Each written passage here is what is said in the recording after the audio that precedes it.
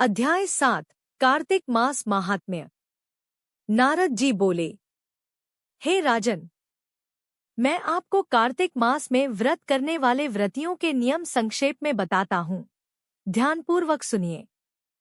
व्रती को सभी प्रकार के आमिष मांस, उड़द, राई, खटाई और नशीली वस्तुओं का परित्याग करना चाहिए।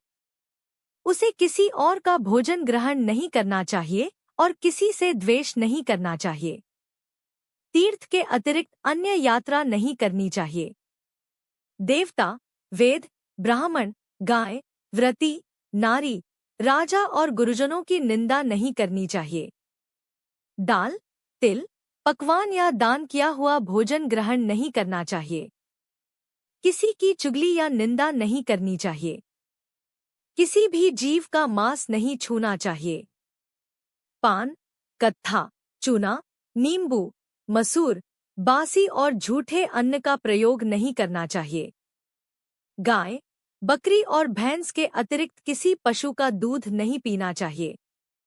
कांस्य के पात्र में रखा पंचगव्य, छोटे घड़े का जल और केवल अपने लिए पका अन्न ही ग्रहण करना चाहिए। कार्तिक मास में व्रत करने वाला सदैव ब्रह्मचर्य का पालन करे। वह धरती पर सोए और दिन के चौथे पहर में केवल एक बार पत्तल में भोजन करे। केवल नरक चतुर्दशी, छोटी दिवाली के दिन शरीर में तेल लगा सकता है।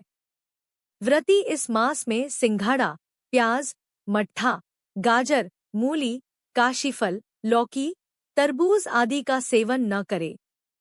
रजस्वला, चांडाल, पापी, म्लेच्छ, पतित, व्रतहीन, ब्राह्मणद्रोही और नास्तिकों से बातचीत न करे।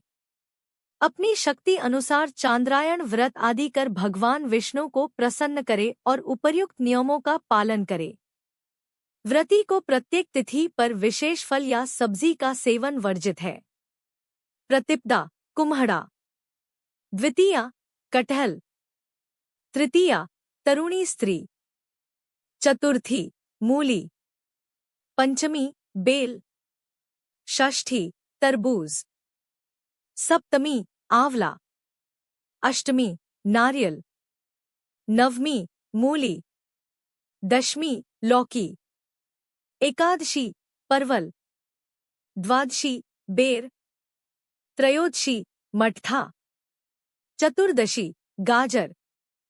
पूर्णिमा, शाक। रविवार, आंवला। यदि व्रती इन शाकों का सेवन करना चाहे तो पहले ब्राह्मण से अनुमति लेकर ग्रहण करे। यही नियम माघ माह के व्रत के लिए भी लागू है। देवोत्थानी एकादशी पर विधिपूर्वक नृत्य, जागरण, गायन वादन आदि करना चाहिए।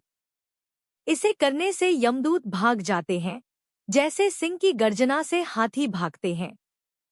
कार्तिक मास का व्रत सभी व्रतों में श्रेष्ठ है।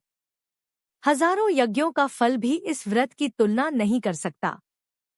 जिस प्रकार राजा की रक्षा उसके अंगरक्षक करते हैं, उसी प्रकार कार्तिक मास का व्रत करने वाले की रक्षा भगवान विष्णु की आज्ञा से इंद्रादि देवता करते हैं।